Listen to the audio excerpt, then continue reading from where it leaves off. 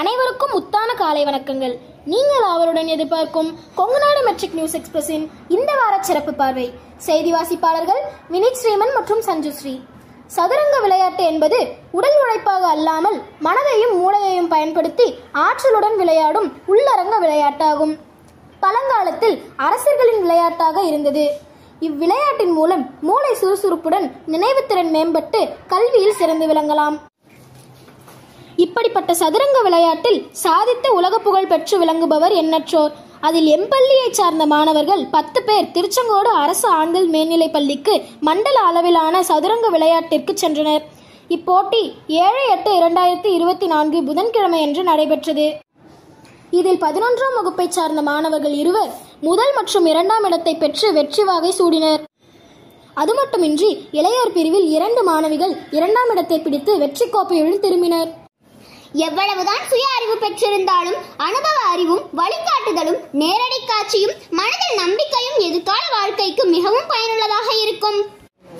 உள்ளுவதெல்லாம் உயர்வுள்ளல் மற்றது தள்ளினும் தள்ளாமை நீர்த்து என்ற வள்ளுவரின் வாக்கிற்கேற்ப எம் கொங்குநாடு பள்ளி மாணவ செல்வங்கள் உயர்ந்த எண்ணங்களை வளர்க்கவும் நன்கு கற்றால் அரசு துறையில் எவ்வாறு பணியாற்றலாம் என்பதை பற்றியும் நேரில் பார்க்கும் அரிய வாய்ப்பினை ஏற்படுத்தி கொடுத்தது எம் பள்ளி.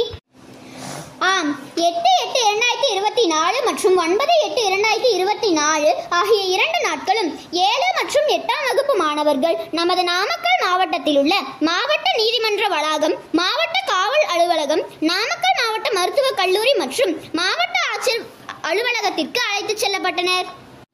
முதலில் மாவட்ட நீதிமன்றத்துள் சென்றனர். அங்கு பலதரப்பட்ட நீதிமன்றங்கள் செயல்பட்டன. அங்கு வழக்கறிஞர்கள் எவ்வாறு வாதிட்டனர், நீதிபதி எவ்வாறு தீர்ப்பு வழங்கினார் என்பதை அருகில் நின்று பார்க்கும். அது மட்டுமா, நீதிபதி தங்களுடைய பொன்னான நேரத்தை ஒதுக்கி மாணவர்களிடையே கலந்துரையாடினார். மாணவர்களுக்கு அறிவுரையும் கூறினார்.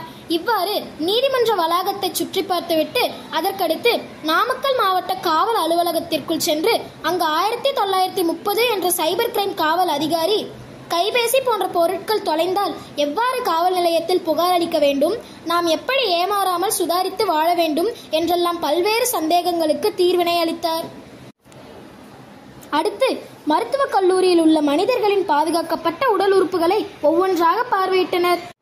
அவ்வுறுப்புகளின் பயன்பாடுகள் பற்றியும் அது நம் உடலில் எவ்வாறு இருக்கும் என்பதை பற்றியும் நேரடியாக கண்டு தெளிவாக அறிந்து கொண்டனர்.